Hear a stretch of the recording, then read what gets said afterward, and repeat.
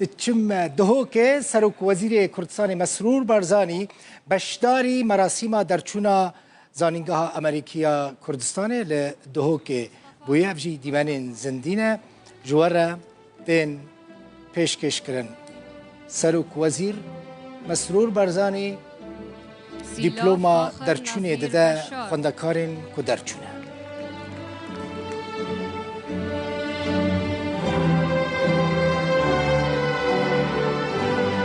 سیلاف سیف الدین حجی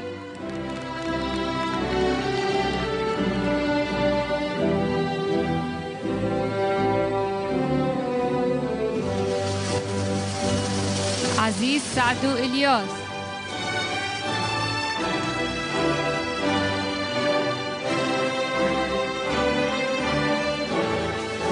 خلات نجیب حمید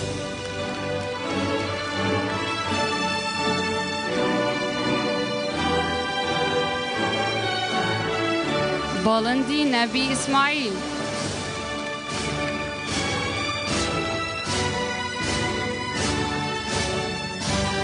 منیبا سیدو چتو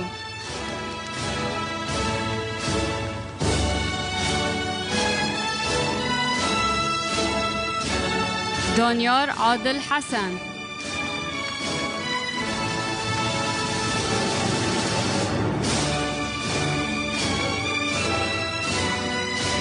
نورا دلوار محمد صديق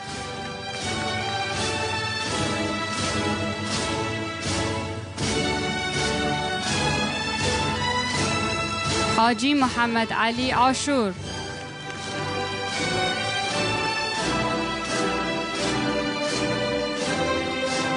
ناجي حجي أحمد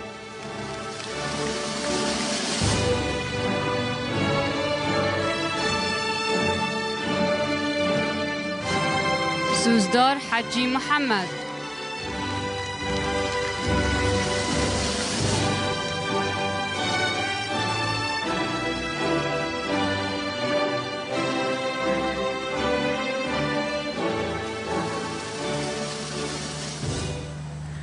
بناوی خدای مزن و دلوان آماده بود هجا و قدرگران خیرات نکا گرما هنگو همیات که هم خیر بین بو آهنگا درچونا خلاششه قطابیت زانکویا امریکا کردستان الدهوکه دست خوشه و سپاسل اندامت برده و ستاف زانکوی و سروک زانکویت کم و دست خوشه و سپاسیا دایکو بابو کسو کارت قطابیت خوشتوید کم و دست خوشی و پیروزبایه که گرم لقطابیت درچویت و خلت کم هر سرکفتی بن و هیوی دارم همه جانا خدا هر سرکفتی بن. Distinguished guests, members of the Board of Trustees, esteemed AUK President, faculty... باريزي زانكوي أمريكي ستافي باريز ودامزرين ران دایکو باوکان و لهمویان گرنگتر خدکارانی درچوی خلی 2025 ایوارتان باش شرفیکی گوره که امرو لیر وستاوم وکو سروکی انجومنی امیندارانی زانکوی امریکی کردستان وروها وکو سروک وزیرانی هرمی کردستان امرو نکتنیا با اوکو بینتو که آهنگی سەرکەوتنی ئەکادیمی ئێوە بجێڕین بەڵکو بۆ ئەوەی کە ڕێز لەو ڕوانگە و تەرخانکردن و خۆڕاگریە بگرین کە ئێوە لەم 4 ساڵەدا کردتان من پیرۆزبایی لە یەکبەیەکەتان و هەمووتان دەکەم ڕێوڕسمەکەی ئەمڕۆ تەنیا ئاهەنگێک نییە بۆ ئەوەی کە ئاهەنگی سەرکەوتن و دەستکەوتان بجێڕین بەڵکو وەرچەرخانێکە ئەمڕۆ توانیتان ڕێگەیەکی فێربوونی گەورەتر بۆ خۆتان دابنێن وەروەها دەرگەی دەرفەتی و مەبەست و بەرپرسارەتی زیاتر بۆ خۆتان بکەنەوە ئێوە بیناکار و تەلارسازی داهاتووی هەرێمی کوردستانن بە پەیوەندی و زانیاری و پەروەردەکەتان لە ماوەی ئەم 4 ساڵ ئێرە دەتوانن کار بۆ هەرێمی کوردستان بکەن ئێرە بەردی بناخەیەکە کە دەتوانێت کاریگەریەکی زۆر مانەداری لەسەر هەرێمی کوردستان و دەرەوەدا هەبێت. ئەم متمانەیەی کە ئەم زانکۆیە لە ئێوە چاندی ئەو ڕوحی هاوکاریە و ئەو بیرکردنەوە ڕخنەگرانیەی کە بۆ ئێوەی دابین کرد وا دەکات ئێوە سەر بکەون و هانی یەکدی بدەن و هانتان دەدە بەوەی سەر بکەون. ئێوە دەبنە هۆی ئەوەی کە چاکسازی گەورە لە هەرێمی کوردستان ڕوو بدات. ئەمانە تەنیا بیرۆکە نین بەڵکو دەبنە هۆی ئەوەی کە کاریگەریەکی زۆر لەسەر هەموو کوردستانیەکان لەسەر هەرێمی کوردستان بۆ خۆشگوزەرانی دابنێت، وەروەها بۆ گەشەی ئابووری و بەهێزکردنی هەرێمی کوردستان لە جیهاندا دابنێت. ئەمات بەشێکی گەورەی ئەم گەشتەیە کە ئێوە پێیدا تێپەڕین. ئێمە لەگەڵ ئەمریکا و خەڵکی ئەمریکا پەیوەندێکی زۆر توندمان هەیە کە لە ساڵی 1990ەکانەوە دەستی پێکردووە. لەم گەشتەدا ئێمە لەگەڵ کۆمپانیای گەورەی وزەی ئەمریکا لە گەشتێکی دواییماندا کە توینە ئەمریکا چەند گرێبەستێکی زۆر گەورەمان واژۆ کرد کە بۆ بەرەو پێشچوون و وەبەرهێنانە لە هەرێمی کوردستان و ئەوان دەتوانن لێرە دەرفەت و هەلیکاری باش لە چەندین کەرتی جیاواز دابین بکەن کە بەڕاستی هاوتەری بۆ هاوشانی کارامەیی و خواستەکانی ئێوەیە، خولیەکانی ئێوەیە کە لێرە ئێوە دەردەچن. لە هەمووی گرنگتر بۆ یەکەم جار لە مێژووی ئێمەدا کوردستان توانی نوێنەرایەتی ئەم بەرەو پێشچوونە بکات، ئەم پشت بەخۆ بەستنە لەسەر وزەدا بکات کە بریتە لەسەر ئەوانەی کە پشتبەنەوت نابەستن، بۆ نمونە کشت و کاڵ و بانک. بێگومان ئێمە خەریکین بناخەی کوردستانێکی باشتر و خۆڕاگرتر دابنین. دەبینین کە ڕێگەوبانی گەورەتر دروستکراون، سەرچاوەکانی ئاو بەهێزکراون، بەنداوی دیکە زیاتر دروستکراون. ئێمە هەروەها خەریکین ژیان سەردەمیانەتر دەکەین، نەک بۆ هەر ئەمڕۆ بەڵکو بۆنەوەکانی داهاتوو. ئەمە بەڕاستی خۆتەرخانکردنێکە کە وای کردووە لە ڕێگەی پرۆژەی ڕووناکیشەوە توانیمان گەورەترین یەک لە گەورەترین ئاڵنگاریەکانی هەرێمی کوردستان بشکێنین و ماڵەکان و ڕووناک بکەینەوە، پیشەسازیەکان کارەبایان بۆ بگەێنین و بۆ کوردستان بەرەو کوردستانێکی ڕووناکتر هەنگاو بنێت.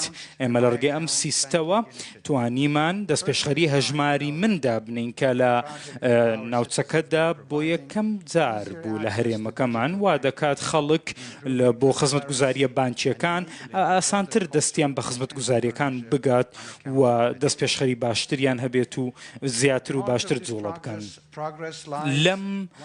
لە دڵی ئەم پرۆگرێسەدا شتێکی زۆر گرنگ هەیە، پێشوەچوونێکی زۆر گرنگ هەیە کە بریتە لە تەکنەلۆژیە. لەوانەش ژیری دەست کرد کە ئێستا لێرن و ئامادەن. ئەمە وا دەکات کار لەسەر ئابووری و کۆمەڵگەی ئێمە بکات.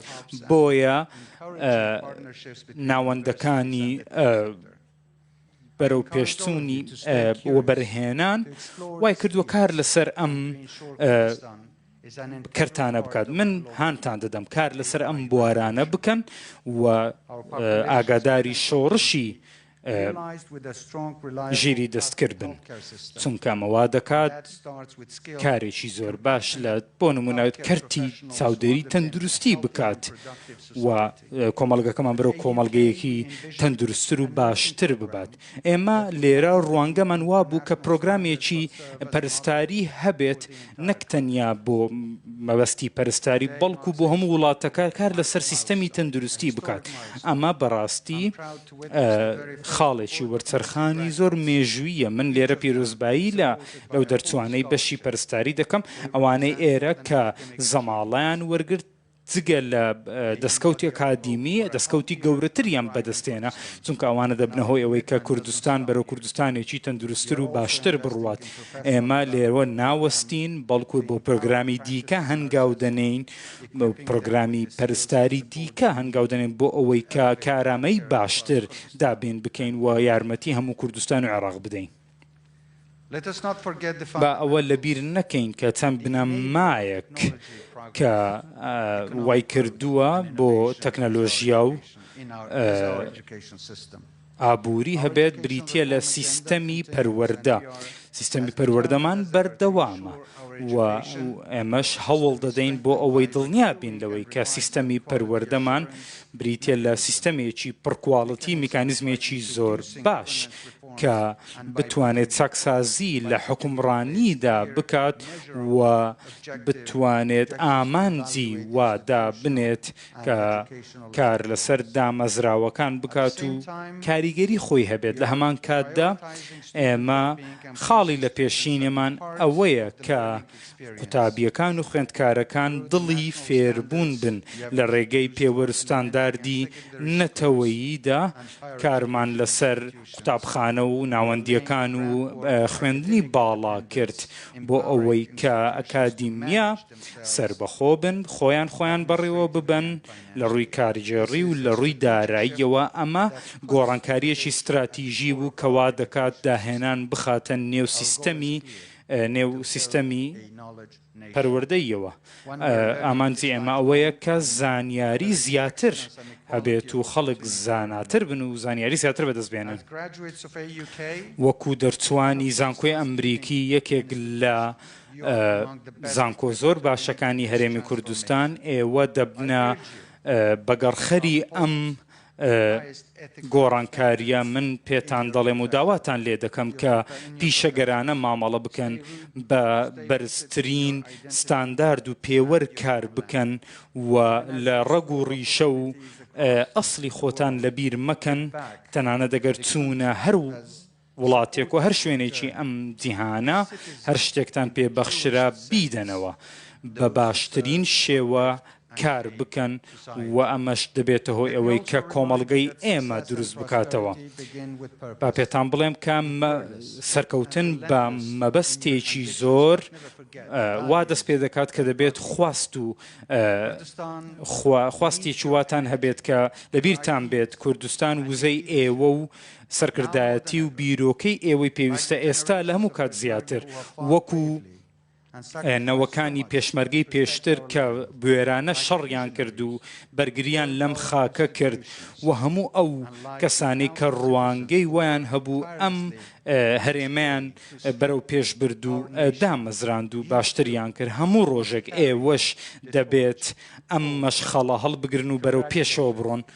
دووبارە پیرۆستان بێت. خولی 2025. زۆر سپاس.